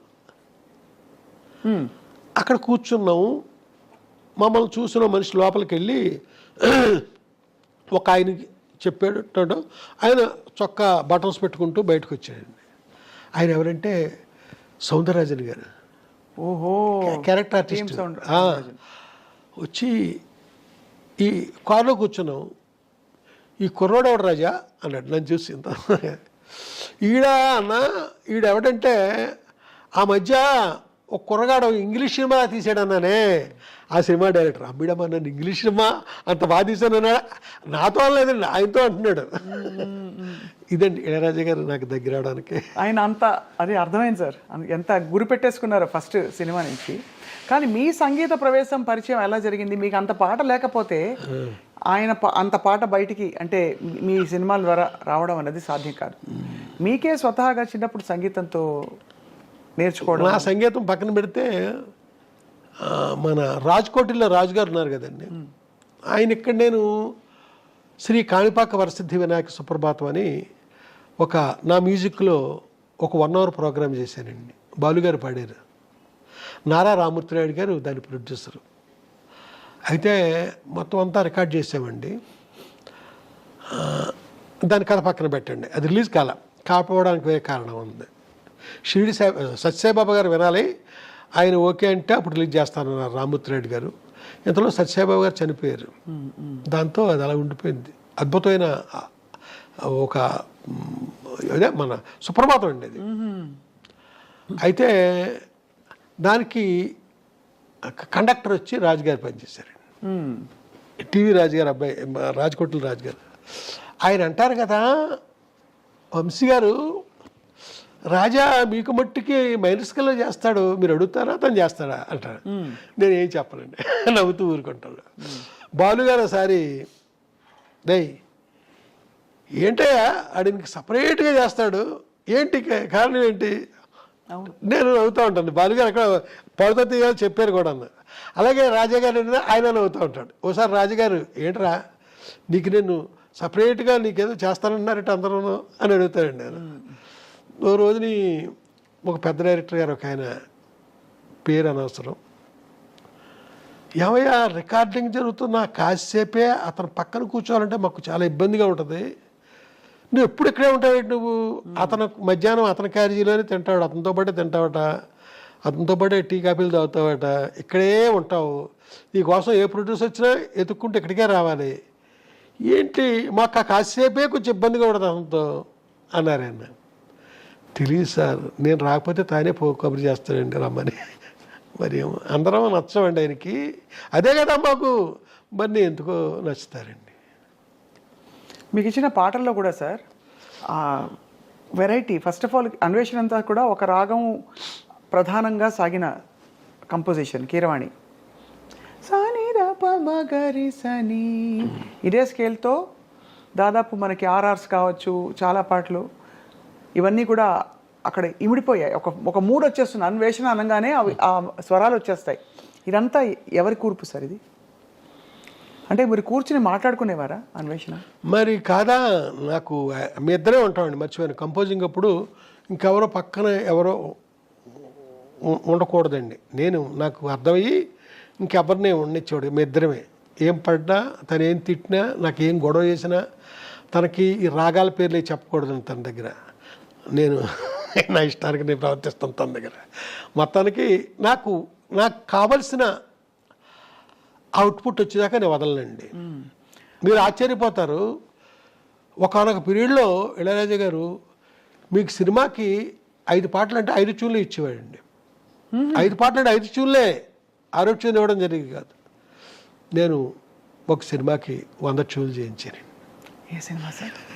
100 ట్యూన్స్ ఒక సినిమాకి. అలాగా నాది వేరే. 100 ట్యూన్లు ఏ సినిమాకి సార్? ఒక సినిమాకి చేయించాను నేను. ఓహో, ఒక సినిమాకి. ఎలా అంటే ఒక ట్రిప్ కాదండి, 5-6 సార్లు కూర్చున్నాం. ఆ తర్వాత మా కంపోజింగ్ ఎప్పుడు కూడా చెన్నైలో చేసేవాళ్ళం కాదండి, తమిళనాడు లోపల అడుగుల్లో, ముఖ్యంగా ఎక్కడెక్కడో అలాగ ఆయన కూడా తిరుగుతూ లేకపోతే తిరువన్నమలై రమణాశ్రమంలోనో అక్కడ ఆయన కాటేజ్ ఉందండి, ఆశ్రమంలో. ఇలాగా అంటే ఎందుకు 100 చేయించా? ఆయన సంగీతం అంతా అమృతం, రాజా సార్ సంగీతం అంటే అమృతం, ఇలా పట్టుకోవాలి దోసిట్లో. అలాంటిది వంశీ గారికి అది ఇవ్వడలేదంటే కారణం ఎలా ఆ- అంటే ఆ అండి, కథాంశానికి నాకు నచ్చితే నా ముఖంలో రియాక్షన్ ఒక రకంగా ఉంటుందండి. నా ముఖంలో సరైన రియాక్షన్ రాక తను చేస్తానే ఉంటాడు. మీ సంగీత ప్రయాణం చెప్పలేదు సార్, మీరు చిన్నప్పుడు ఏమైనా నేర్చుకున్నారా? ఏదో అండి స్థారీపులకు న్యాయంగా మరి మీరు కంపోజర్ ఎలా అయ్యారు? ఏదో అది కూడా ఏదో అండి. బట్ నేనే మొత్తం బ్యాక్గ్రౌండ్స్ అవి ఉంటాయి కదా, మొత్తం A to Z మొత్తం నేనే. కండక్టర్ వాడు వెనకాల ఆ కార్డ్స్ అదంతా చూసుకోవడం తప్ప మెలోడీ అంతా నేనే కంపోజ్ చేస్తాను. అన్ని సినిమాలకి? నేను చేసిన ప్రతి సినిమాలో మెలోడీ అంతా మీరే? అసహా మొత్తం మ్యూజిక్ బ్యాక్గ్రౌండ్స్ ఎవ్రీథింగ్ నేనే చేస్తానండి. మీరే చేస్తారు. సార్ ఏకాంత వేళ పాట గమ్మత్తుగా అది ట్రైన్లో వెళ్తుండగా చేశాడండి. తెల్లవారుజాముని రైలు వెళ్తుందండి. అప్పటికి ఏసీ లేదనుకుంటానండి, ఫస్ట్ క్లాసే ఏసీ. ఇద్దరం కూపేలో ఉన్నామండి. నేను రాత్రిపూట పడుకున్నాను, లేచిపోయానండి. లేచిపోయేసరికి అప్పటికే తను దూరంగా ఏదో ఒక పాత కోటను చూస్తున్నాడండి, మంచులో కనబడుతుంది. నాకు గుర్తు, రే చూడటు టిప్పు సుల్తాన్ కోట అన్నట్టు గుర్తు. నాకు ఏ ఏరియా గుర్తు లేదండి. మంచి మూడ్ కనపడుతుంది తనలో. ఈ టైంలో పాట కంపోజ్ చేయొచ్చు కదా అన్నాను. ఎవరు అడగనట్టు అలాగా. హార్మోనియం పెట్టి తీ అన్నాడు. కిందే ఉంది అన్నాను. తీసి ఒళ్ళో పెట్టానండి. వెనక్కి జరిగాడు. ఏకాంత వేళ ఆ పాట కంపోజ్ కౌగిట్లో ఏకాంత సేవ ముచ్చట్లు. అవన్నీ కూడా లిరిక్స్ ఎలా కావాలి ఈ పాటకి లిరిక్స్ అని ఆయన డిక్టేట్ చేస్తే అలా రాశారు సుందరమూర్తి గారు. అందులో నోట్స్ కూడా సార్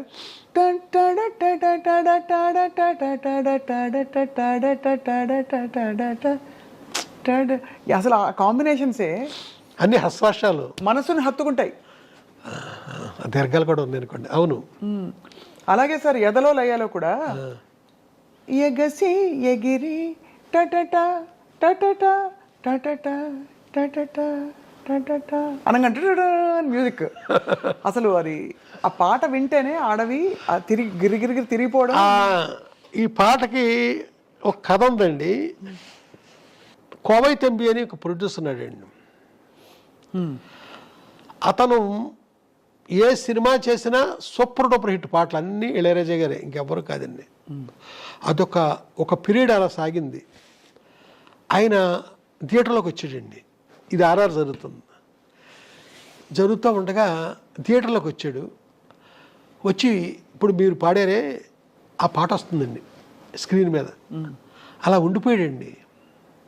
ఉండిపోయాక మధ్యాహ్నం ఇళయరాజా గారు భోంచేసి కూర్చుంటే లోపలికి వచ్చిన కోవై తంబి అచ్చు ఇందాక చూసిన ఆ పాట ఒకటి నాకు కావాలన్నాడు. అదేంటి సినిమా అయిపోయింది కదా, మొత్తం అంతా అయిపోయి ఆర్ఆర్ కూడా అయిపోయింది కదా, ఇప్పుడు పాట ఎందుకు నీకు? కాదు, నాకు ఆ పాట ఎలాంటి పాటే కావాలి, నాకు డిట్టో అలాంటి పాటే అన్నాడు ఆయన. అనేసరికి రాజాగారు కూర్చుని డిట్టో అలాంటి పాటే చేశారండి. మళ్ళీ అలాంటి హారర్ బ్యాక్గ్రౌండ్స్ ఇక్కడ ఆ కాంట్రాస్ట్ బ్యాక్గ్రౌండ్స్ ఉన్నాయి కదా, అవే అప్పుడే పాట ఆ ఫీల్ వచ్చింది. అది 3 బిట్లుగా చేసామండి ఆ రోజుల్లో. 3 బిట్లుగా రికార్డ్ చేసాం. తర్వాత 82లో జాయిన్ చేసామండి. ఇప్పుడు డిజిటలైజ్ అవ్వలేదు కదా, అప్పుడు బాస్ టైప్ మీద కదండి రికార్డ్ చేసింది. ఆ పాట మొత్తం రెడీ అయిన తర్వాత ఆ డైరెక్టర్ని పిలిచి, అతను ఇప్పుడు చేస్తున్న సినిమా డైరెక్టర్ని, ఈ పాట సినిమాలో పెట్టన్నాడు. సార్ మన సినిమాలో ఈ పాట ఎలా మ్యాచ్ అవుద్దండి, మన సినిమా వేరే, ఈ పాట వేరే, అనవసరం, హీరోయిన్ ఇమాజినేషన్గా అనుకుని పెట్టచ్చు కదా సార్, అది మనకు సందర్భం లేదు సార్ అని ఆ డైరెక్టర్ అంటుంటే టాట్ కుదరదని పెట్టించండి. వంశీ గారు ఒక ట్యూన్ అంటాను, మీకు ఏం గుర్తొస్తుంది చెప్పాలని మా విజ్ఞప్తి.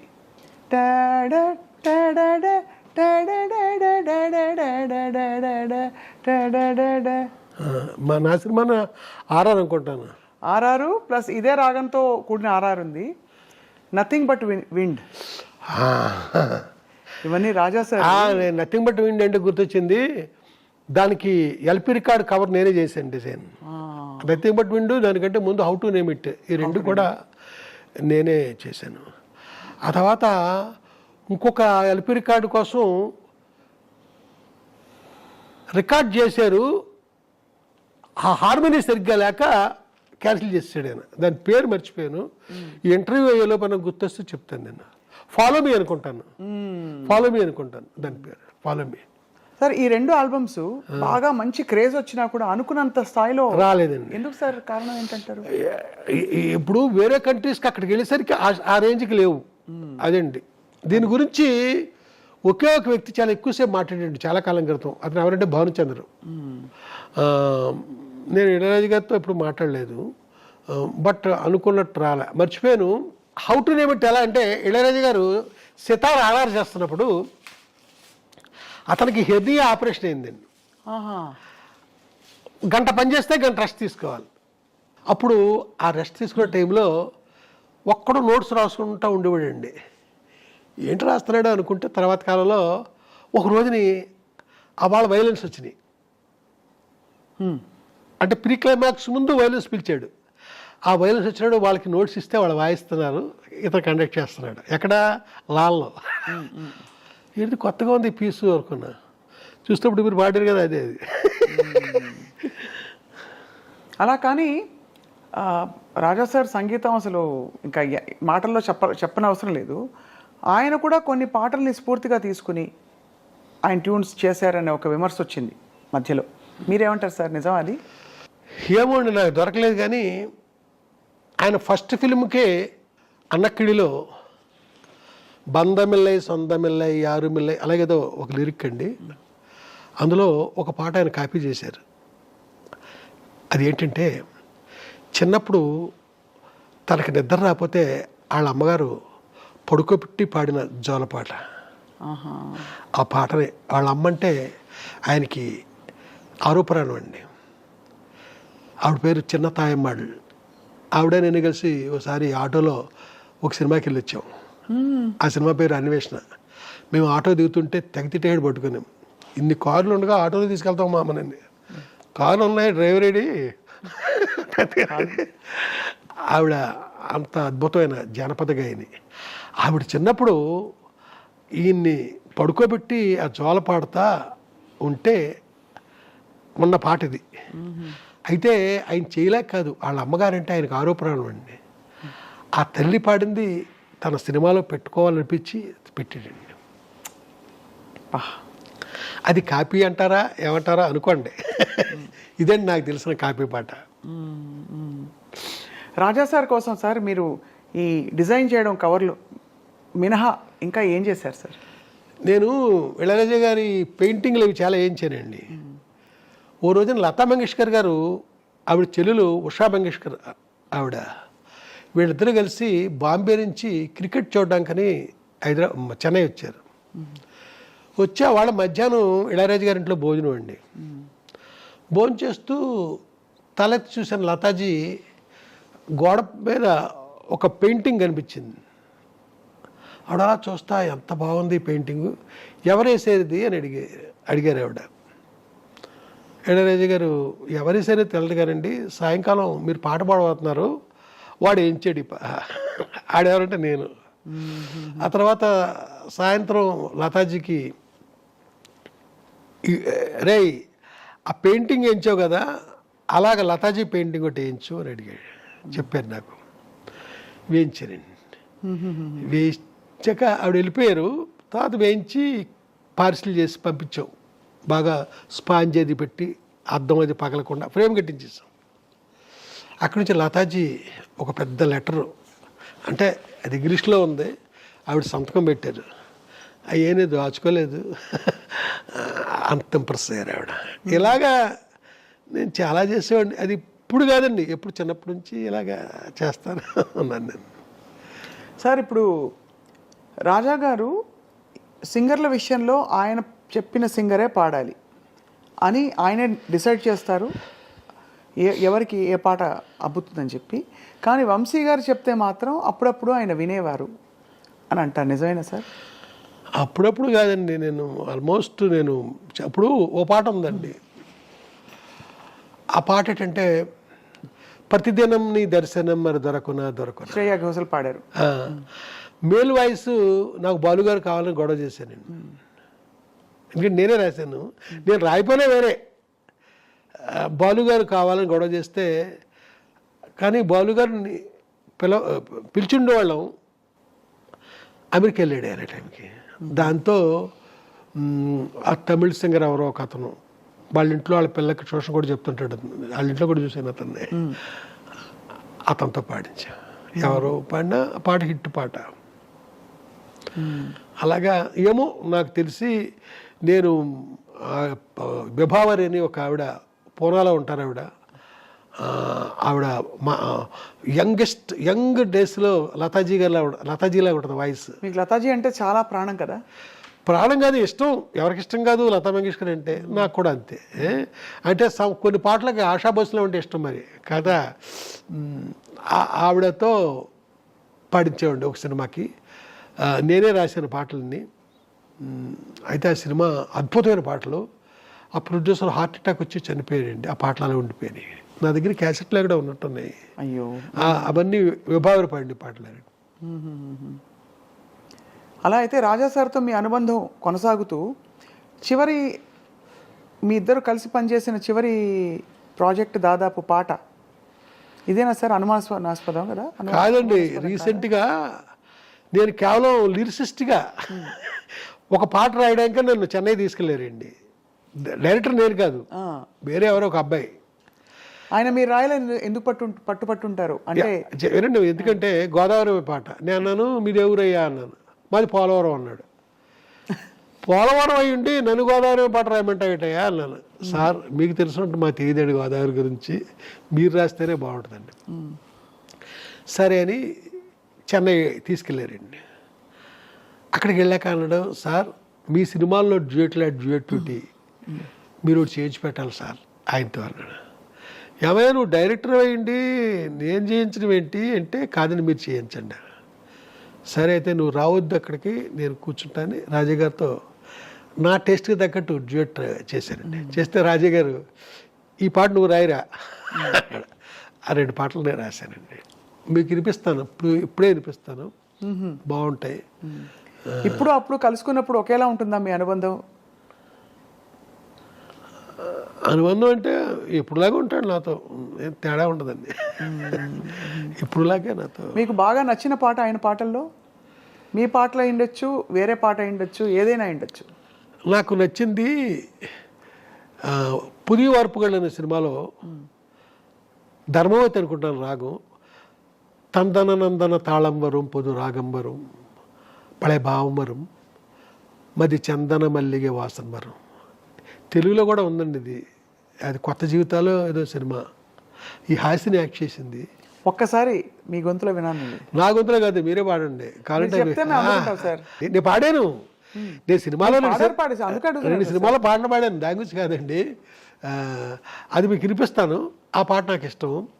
ఇంకా అలా అంటే కోకొల్లండి, ఇళయరాజాకి లైఫ్లో అద్భుతంగా ఆయన చేసిన పాటల్లో ఒక లిస్ట్ తీస్తే అండి, మాటే మంత్రము మనసే బంధము మంచి పాట. ఏం పాట? సీతాకోక. అలాగే కీరవాణి గారికి, ప్రొడ్యూసర్ మొరారి గారికి, ఇలాంటి కొందరికి చాలా ఇష్టమైన పాట ఆవేశమంతా ఆలాపనేలే, ఆలాపన సినిమాలో. అవును, అది చాలా అంతే కదా. అది ఎలా అంటే ఆ పాట కంపోజింగ్ చేసింది మధురైలో హోటల్ తమిళనాడు అని ఒక టూరిజం వాడది హోటల్ ఉంది. ఆ హోటల్ వెనకాల వేప చెట్టు కింద పొద్దునే కూర్చున్నాం ఇద్దరం, ఎదురు కూడా హార్మోనియం. అక్కడ పక్షుడికి వస్తుంది, దానికి ఆన్సర్కి నేను వాయిస్తున్నాడు. అలాగే చేస్తూ ఈ పాటలోకి వెళ్ళామండి. చేస్తే భలే పాట, భలే జ్ఞాపకం. అలా రాజా సార్తో మీది ఒక సుదీర్ఘమైన ప్రయాణం. మరి చాలా సినిమాలు చేశాం కదా. అంతేకాకుండా ఇంకోటి కూడా జరిగేదండి. నా సినిమా అక్కర్లా, వేరే సినిమా ఆర్ఆర్ జరుగుతున్నా వెళ్ళి కూర్చునివ్వండి అక్కడ. ఓహో, ఇంకా వేరే సినిమా ఏది జరుగుతున్నా ఇంకా నేను వెళ్ళి కూర్చునివ్వండి. నాకు అక్కడ తనే ఏం మాట్లాడిపోయేసరికి ఇంకెవరు మాట్లాడతారు? అంతే కదా సార్. అది ఏ కేఎస్ రామారావు గారి సినిమా అనుకోండి, నేను వెళ్ళి కూర్చుంటే ఎవరేమి. అలాంటి సందర్భాలు కూడా జరిగింది. అంటే రాగాలని వాడడం సైతం వంశీ గారి సినిమాల్లో రాజా సార్ ప్రయోగాలన్నీ కూడా అదొక డిఫరెంట్ లెవెల్. ఒకటి ఆలాపన సినిమాలో ఒకటి హిందోళంలో ఉంటుందండి, ఆ కనులలో కలల చెలి పాట. హిందోళమే కదా? హిందోళం, అవును, పరమ హిందోళం. సగమదనిస సరిదమగ సా కదా, ఆరోహణ. అలాగే ఖైదీ కన్నయ్య కాడు వీడికి అన్నయ్య వాడు, అంత చమత్కారమైన పాటకి చలనాట ఇచ్చి అసలు అదొక రేంజ్ సార్. దానికి అద్భుతమైన పాట రక్తి కట్టడానికి కారణం సీతారామ శాస్త్రి లిరిక్. అతనిలో ఒక చక్కని స్పందించే ఒక చక్కని అలాంటి పాటకి ఎంత హ్యూమరస్గా ఆ చూరుకి తగ్గట్టు ఆయన రాయడం. అలాగే ఇళయరాజా గారి పాట, ఇళయరాజా గారి మ్యూజిక్ చేయకుండా పాట ముందు షూట్ చేసి తర్వాత మ్యూజిక్ చేసి తర్వాత ఎడిటింగ్ చేశాను. ఆ సందర్భం కూడా ఒక సందర్భం ఉంది. అవును అవును, అది లేడీస్ టైలర్. అది కూడా హిట్ పాట అండి. పాట రికార్డింగ్ అవ్వకుండానే షూటింగ్ అయిపోయిందండి. షూటింగ్ చేసాను, చేశాక రికార్డింగ్ చేసాం. పొద్దున్న రికార్డింగ్ అయింది, మధ్యాహ్నం తర్వాత ఈ టైంకి ఎడిటింగ్ అయిపోయింది. సాయంకాలం 7 గంటలకు పట్టుకెళ్ళి ఆ క్యాన్ పట్టుకుని వెళ్తే, పొద్దున్నే పాట రికార్డింగ్ అయింది కదరా, మళ్ళీ ఎందుకు వచ్చావు అన్నాడు. ఎవరో ఆర్ఆర్ చేస్తున్నాడు. అదే పాట చూపిద్దామని. ఏ పాట చూపిస్తావు? అదే పొద్దున్న రికార్డింగ్ అయింది. చూపించినప్పుడే అప్పటికే థ్రెడింగ్ ఏం చేసి పెట్టాను ప్రొజెక్టర్లో, లైట్లు ఆఫ్ చేశాను. సైన్ చేసరికి వేస్తే ఆర్కెస్ట్రా వాళ్ళంతా ఏంటి పొద్దునే కదా మేము వాయించాము, ఇదేంటి రాదు, ఇలాంటి కోకొల్లో ఇన్స్టెంట్. మీ జ్ఞాపకాలే మీకు చాలా బోల్డ్ అంత కొండంత ధైర్యం. అదే చూసారు కదా, జ్ఞాపకాలే ఆహారం. ఎన్ని జ్ఞాపకాలు ఉన్నాయి సార్? ఒకటి పొలమారిన జ్ఞాపకాలు, ఆకుపచ్చని జ్ఞాపకాలు, మాట్లాడే జ్ఞాపకాలు. ఇవన్నీ మీకు జరిగినవన్నీ మీరు బంధించి అందంగా. ఏమీ లేదండి, ప్రతి వాళ్ళ జీవితంలోనే ఉంటాయి. మనకు కొంచెం పేపర్లో పెట్టడం వచ్చు కాబట్టి అది పుస్తక రూపంలో వచ్చింది, కొందరికేమో రాలేదు. అంతే. మీకెన్ని ఉంటాయి? బోల్డ్ అలాగా ఉంటాయి సార్. కానీ జ్ఞాపకాల గురించి, మీకు జ్ఞాపకాలు ఎంత ఆనందమో నాకు జ్ఞాపకాలు ఎంత బరువు సార్. ఎందుకంటే జ్ఞాపకాల్లో మేము వర్తమానం మర్చిపోతామని ఒక దిగులు. నేను వర్తమానం మర్చిపోవడం నాకు ఇష్టం. ఓ, అది మీకు అది బాగుంది సార్. సార్, రమణ ఆశ్రమంలో మహర్షుల వారితో మీ అనుబంధం, ఎందుకంటే రాజా సార్ కూడా రమణ మహర్షి గారి పాటలు ఆయన చేయించినా కూడా పాడించిన స్టేజ్ మీద ఒక పాటతో మొదలు పెడతారు ఆయన పాట కచేరీలన్నీ కూడా. జననీ జననీ జననీ జగం నీవే జగత్కారణియే తరర, కళ్యాణ రాగం. అవునండి. సో మీ ఆధ్యాత్మిక ప్రయాణం ఏంటి సార్? ఒకవైపు ఇంత చమత్కారం, ఇంత అసలు కదిలిస్తే ఇలా నవ్వించే పంచులు పడుతున్నాయి ఇందానిచ్చి, ఇంకోవైపు మీరు ఇలా ఆశ్రమాలకు వెళ్తారంటే అర్థం కావట్లేదు. అంటే బొమ్మ ఏమిటి సార్, మీ లోపల మదనం ఏమిటి ఆశ్రమానికి వెళ్ళడానికి? ఏమీ పైకి ఎలా ఉంటానో లోపల వేరే విధంగా ఉంటాను. అంటే మీకు సింపుల్గా చెప్పేశాను మీకు, పల్లవిలో ఫస్ట్ లైన్ లాగా. పైకి ఉండేది వేరే అండి, లోపల వేరే. బహుశా ఎప్పుడు మీరు ఎన్నిసార్లు చెప్పారో తెలియదు సార్, మీ శ్రీమతి గారి పాత్ర మీ జీవితంలో, వారు వెళ్ళిపోయాక మీ బాధ. నా గురించి తనకి ఏమీ తెలియదండి, ఏమీ తెలియదు. ఎవరైనా నా కోసం వచ్చారనుకోండి, సినిమాకి ఎడిటింగ్ ఉంటుంది, డబ్బింగ్ ఉంటుంది, ఆర్ఆర్ ఉంటుంది, షూటింగ్ ఉంటుంది, ఇన్ని ఉంటాయి కదా. తనకి ఏమీ తెలియదు. ఎవరు వచ్చినా సరే నా గురించి అడిగితే బయటికి వెళ్ళారండి అంతే చెప్పేసారు. ఏమి ఎక్కడికి వెళ్ళాను, తిరిగి వచ్చే వరకు నేను ఎక్కడికి వెళ్ళానో తను చెప్పను కదా. అలాగే నేను బయట అవుట్డోర్ వెళ్ళాను అనుకోండి షూటింగ్కి, తను ఫోన్ చేయడం కానీ ఏమీ చేయదు. 4 రోజుల తర్వాత మళ్ళీ ఇంటికి వెళ్ళాకనే నాతో మాట్లాడేది. ఈ లోపల ఫోన్లు గిళ్ళు ఎప్పుడు తను చేసిన గుర్తులు లేవండి. మీ వరకు అది స్వేచ్ఛ కదా సార్, చాలా స్వేచ్ఛ. అంటే ఒకలా చూస్తే మీకు బోల్డ్ అంతా, మీరు చాలా మందిని కలుస్తారు, బోల్డ్ పనులు ఉంటాయని.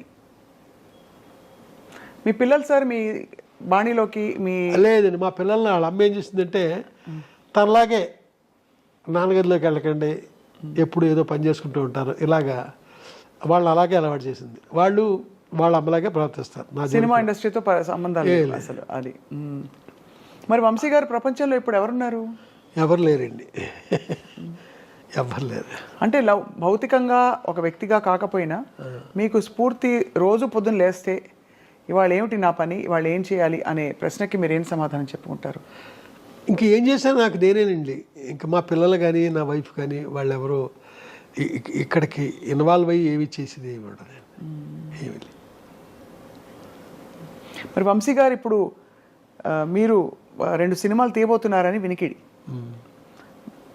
ఫ్యాషన్ డిజైనర్ మీరు అనుకున్న స్థాయిలో విజయవంతం కాలేదు. 8% కాల. మరి దానికి ఏమన్నా బేరేజ్ వేసుకుని చూసారా? ఎందువల్ల ఇది వర్కౌట్ అవ్వలేదు, హిట్ అవ్వలేదు? 100% నేను చూశానండి. ఎందువల్ల అవ్వలేదు కూడా నాకు అర్థమైంది. అవ్వకపోవడం కరెక్ట్ అని కూడా అనిపించింది. ఇప్పుడు మరి రాబోయే సినిమాలు ఏంటి సార్ కథాంశాలు? అంటే ప్రతివాడు కూడా బాగుంటుంది రేపు పొద్దున్న నా సినిమా అనుకునే చేస్తాడు కదండి. అవునవును. బాగోదని ఎవరు చేయరు.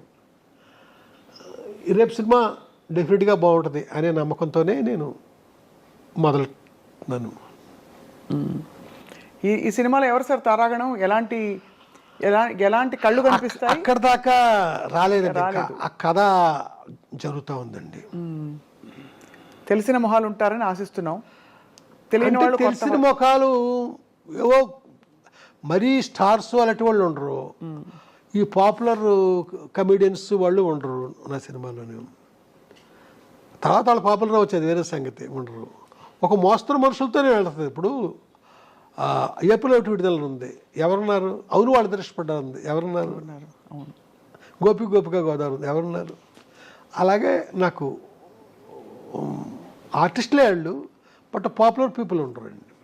అలాంటి వాళ్ళతోనే నాకు సినిమా పండుద్ది, లేదా పాప అవుద్ది. వంశీ గారు మీరు మంచి భోజన ప్రియులు. మరి మీకు ఇష్టమైన భోజనాలు ఎలాంటి ఆహార పదార్థాలు? అన్నీనండి. నేనే చేస్తాను. మీకు వంట బాగా వచ్చైతే? పర్లేదండి. నేను చేసే వంటలు పట్టుకెళ్ళడానికి ఆడవాళ్ళే వస్తుంటారండి. అవునా? రాజా సార్తో మళ్ళీ మీ ప్రయాణం మళ్ళీ పునఃప్రారంభించే అవకాశం ఉందా? ఏమో తెలియదండి. తెలీదు మరి, ఏమో తెలీదండి. ఆయన అయితే నేను ఎప్పుడు సినిమా వెళ్ళినా ఆయన రెడీ, అది వేరే సంగతి. ఇక్కడ చూసుకోవాలండి ఆ బడ్జెట్లు అన్నీ పూర్వలా లేవు, బాగా పెరిగిపోయినాయి. మరి ఇక్కడేమో నాకు అది అందుకోగలనా అనే రేంజ్కి నేను ఆలోచిస్తాను. అవును, అదొక చాలా పెద్ద. సార్ ఎవరు ఇతర సంగీత దర్శకులు మిమ్మల్ని ఆకర్షించలేదా? అంటే ఇష్టపడిన వాళ్ళు ఇతరులు ఉన్నారా, ఇతర సంగీత దర్శకులు? లేదండి, నన్ను చాలామంది గౌరవిస్తారండి. కీరవాణి గారు, లేకపోతే మన మణిశర్మ, వీళ్ళందరికీ నేనంటే చాలా గౌరవం. అలా కాదు, మీకు వాళ్ళంటే ఇష్టం? అయ్యో, వాళ్ళ పాటలు. అవునండి. నాకు ఇప్పుడు ఇళయరాజా ప్రస్తావన మీరు తీసుకొస్తున్నారు కాబట్టి అదే మాట్లాడుతున్నాను. అంటే ఇది ఒక తిరుగులేని ఒక ఎవర్ గ్రీన్ కాంబినేషన్. ఇప్పుడు హైదరాబాద్ శంకర్ గారు ఉన్నారండి. మనుషులు మట్టి బొమ్మల్లో ఎంత మంచి పాట అండి అది. మనుషులు మట్టి బొమ్మల సినిమాలో ఆ పాట మీకు ఇంటర్వ్యూ అయిపోయిన తర్వాత వినిపిస్తాను. ఎంత చక్కని పాట అండి అది. మహానుభావులు ఉన్నారండి. బి శంకర్ కదా ఆయన పేరు. ఎంత. అలాగే కోదనపాండి గారి ఎన్ని మంచి పాటలు ఉన్నాయండి. ఉన్నాయండి చాలా. టి చలపతిరావు గారి ఎన్ని మంచి పాటలు ఉన్నాయి. ఇంకా రాజేశ్వరరావు గారి మాట్లాడక్కర్లా. అమ్మో అసలు. బాపు గారు వీరభక్తులు ఆయనకి. ఇలాగా మాదేవన్ గారు, ఇలాగండి. ఏ రచయితకైనా బాపు గారి బొమ్మ పడాలి అనే ఒక కోరిక ఉంటుంది కదా సార్? అవునండి. బాపు గారితో మీ అనుబంధం ఎలా అంటే మీరు అడిగారు కాబట్టి చెప్తున్నా. ఒక్క బొమ్మ బాపు గారికి ఇస్తే నా జన్మధన్యం అని ఫీల్ అయ్యాను నేను. నా మొట్టమొదటి కథకే బాపు గారు బొమ్మ వేశారండి. అదే ఇందాక చెప్పాను చూసారా, ఒక కాంట్రవర్సీ వచ్చి ఆపేశారనని. అప్పుడు బాపు గారు బొమ్మ కూడా అయిపోయింది. అయితే ఇక్కడ చెప్పొచ్చేది ఏంటంటే, బాపు గారి జీవితంలో ఆయన జీవితం మొత్తం మీద ఏ రచయితకి వేయలేని బొమ్మలు నాకే వేశారండి. 450 బొమ్మలు, 450, 500 బొమ్మలు అండి. నా మొదటి సినిమా నుంచి మొన్నటిదాకా ప్రతి సినిమా లెటరింగ్ టైటిల్ ఆయనే రాశారు. 450 పైన బాపు గారు బొమ్మలు వేశారండి నా ప్రతి కథకి. ఇప్పుడు నేను రేపు కథ రాస్తే ఇప్పుడు బొమ్మ ఎవరు రాస్తారు అనే పరిస్థితి నాది. ఇప్పుడు పసలపూడి కథలు ఉన్నాయండి, 72 కథలు. 72 కథలకి 72 బొమ్మలు అయినాయి. దిగువ గోదావరి కథలు 52 కథలు, 52 బొమ్మలు అయినాయి. ఇలాగా ఇంకో ఆకుపచ్చని జ్ఞాపకం అంతా మీకు చూపించాను, ఆ కథలన్నీ అయినాయి. ఇలాగా కొలలండి నా దగ్గర అన్నీ బాపు గారే. ఆయనకి నేనంటే అంత ఇష్టం అండి. నువ్వు ఎందుకు ఏంటంటో పిచ్చి పిచ్చి సినిమాలు తీస్తుంటావు, అప్పుడప్పుడు నువ్వు కథల మట్టుకి అన్నీ మంచిగా రాస్తుంటావే అని తిట్టిన సందర్భాలు చాలా ఉన్నాయి. ఏ పిచ్చి పిచ్చి సినిమాల గురించి అన్నారు ఆయన? అంటే ఆయనకి అంటే మరి నేను అన్నీ మంచి ఏం తెలియదుగా. ఇప్పుడు ఓ రోజు నేను ఫోన్ చేశానండి, ఒక 2 నిమిషాలు తిట్టాలనుకుంటున్నాను, మరి భరిస్తారా? ఎలా సార్? చెప్పండి సార్. ఇప్పుడేనండి మీ కథ చదివి రమణ గారు కళ్ళమ్మ నీళ్లు పెట్టుకుని వెళ్ళారు. మీ కథకి నేను బొమ్మేస్తుంటే వచ్చి చదివి కళ్ళమ్మ నీళ్ళు పెట్టుకెళ్ళారు రమణ గారు. ఇంత బాగా రాసే మీరు ఏంటి అలాంటి పిచ్చి పిచ్చి సినిమాలు తీస్తున్నారు? ఒకసారి లేదు, మనసు పెట్టుకుని కథ రాయండి, అది సినిమా తీయండి, డిఫరెంట్గా బాగుంటుంది అన్న సందర్భాలు ఉన్నాయండి ఆయన. అలాగే ఏ కథకి ఆయన బొమ్మేస్తున్నారో కూడా మీకు చూపిస్తున్నా కదా. ఇలాగా బాపు గారు, విశ్వనాథ్ గారు, వీళ్ళందరికంటే భారతీరాజ గారు, వీళ్ళంతా నా గురువులండి, గుర్తులు. మీరు పోస్టర్ డిజైనింగ్ కూడా మీరే చేశారు కదా సార్, సాగర సంగమం అని అంటారు. ఏడుది నాగేశ్వరరావు గారు ఈ సినిమాకి పనిచేయవయ్యా అన్నారండి సాగర సంగమం టైంలో. అప్పుడు నేను డైరెక్టర్ అయిపోయాను, మంచుపల్లికి తీసేసానండి. ఈ సాగర సంగమం తర్వాత సినిమా సితారా నేను డైరెక్ట్ చేయబోతుంది. వాళ్ళ షూటింగ్ దగ్గరికి వెళ్ళలేను. వాళ్ళ వెళితే కమలాసనం గారు ఆ నూతి మీద తిరుగుతా పాట, వాళ్ళ షూటింగ్ తక్కిట తదిమి తక్కిట తదిమి తందాన పాట ఉంది కదా.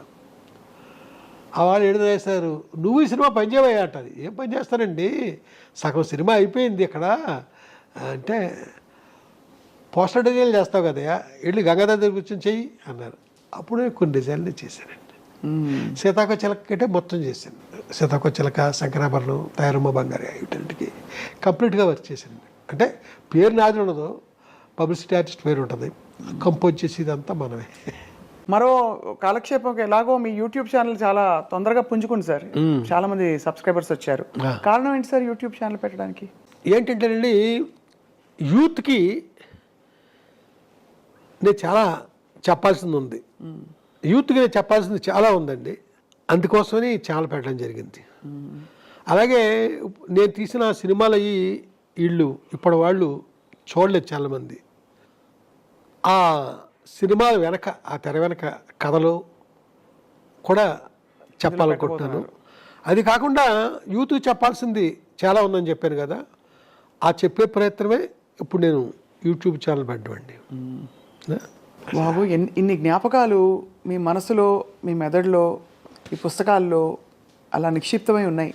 ఎంత గొప్ప సంపద ఇది రాబోయే వాళ్ళకి. సార్, అయితే మరి తర్వాతి సినిమాల కథాంశాలన్నీ, ఇప్పుడు మీరు హిచ్కాక్ లాంటి సినిమాలు రాశారు, తీశారు, చాలా పవర్ఫుల్ విమెన్ మీద రాశారు, తీశారు, అలాగే సున్నితమైన కథలు రాశారు.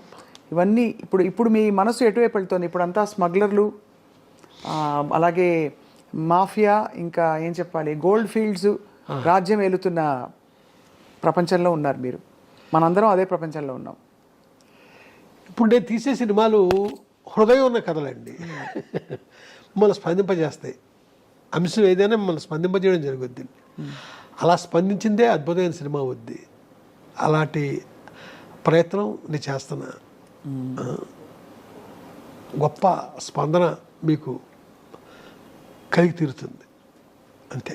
మేమందరం 1000 కళ్ళతో, వీలైతే పెద్ద పెద్ద కళ్ళతో, ఇంకా వీలైతే భానుప్రియ గారు లాంటి కళ్ళతో, అలాగే 1000 చెవులతో ఎదురు చూస్తూ ఉంటాం సార్ వంశీ గారు మీ తదుపరి చిత్రాల కోసం. Thank you. మిమ్మల్ని విసిగించి ఉంటే మమ్మల్ని క్షమించేసారు. అబ్బాయి ఎప్పటికీ కాదండి, అర్ధరాత్రి ఫోన్ చేయండి, నేను మాట్లాడతాను. అంతేనా? Thank you so much sir. చాలా అందంగా తీర్చిదిద్దారు ఈ వర్కింగ్ స్పేస్ని. ఇష్టమైన 2 రంగులు పెట్టి, నలుపు అలాగే ఎల్లో. కొట్టొచ్చినట్టు వంశీ గారి స్టాంప్ కనిపిస్తోంది. మీరు కింద నుంచే మొదలవుద్దండి ఇది. అవును. కింద నుంచే. ఈ రైలు కూడా మీకు ఇష్టం కదా చాలా? అది కాదండి, ఇక్కడ పాడి రవి అని ఒక రైల్వే ఆఫీసర్ అండి, చాలా పెద్ద ఆఫీసరు. అది నాకు ఆ సిగ్నల్ ల్యాంప్ ఇప్పుడు లేదు కదా, అవును. ఒక చిన్న స్టేషన్లో ఎక్కడో ఉంటే నా కోసం పట్టుకొచ్చారండి ఆయన. అలాగే ప్రపంచంలో మొట్టమొదటి ట్రైన్ అండి ఇక్కడ ఉంది. అలాగే ఇక్కడ కూడా ఉంటుంది చూడండి, ఇవన్నీ ఇక్కడ కూడా ఉంటాయి. రైల్లో మీకు చాలా జ్ఞాపకాలు ఉండుంటాయి అయితే, ప్రయాణాలన్నీ ఇప్పుడు రైల్లోనే కదా? అద్భుతమైన జ్ఞాపకాలండి, మామూలు కాదు. మా బలభద్రపురం అంటే మా గ్రాండ్ మదర్ ఊరు, ఆ స్టేషన్లో రాత్రి 9 గంటలకు ఎక్కితే తెల్లవారుజామున ఎప్పుడో ఆగేది అన్నవరం స్టేషన్లో. అలా ఎన్నో ప్రయాణాలు, అదంతా ఆ జర్నీయే ఒక పెద్ద ఎపిసోడ్ అవుతుంది మీకు. మళ్ళీ మిమ్మల్ని వచ్చి ఒకసారి పలకరించి రైల్లో కథలని చెప్పి రైల్లో జ్ఞాపకాల గురించి మీ చేత బోల్డ్ విషయాలు చెప్పించుకుని వినాలి సార్. తప్పకుండానండి. నేను మామూలుగా కాదు, మీరు రెప్పారపకుండా అంత గొప్పగా నన్నే చూస్తూ కథలు వింటారు మీరు. అలాంటి కథలు నా దగ్గర ఉన్నాయి. ధన్యవాదాలు సార్. నమస్కారం. నమస్తే.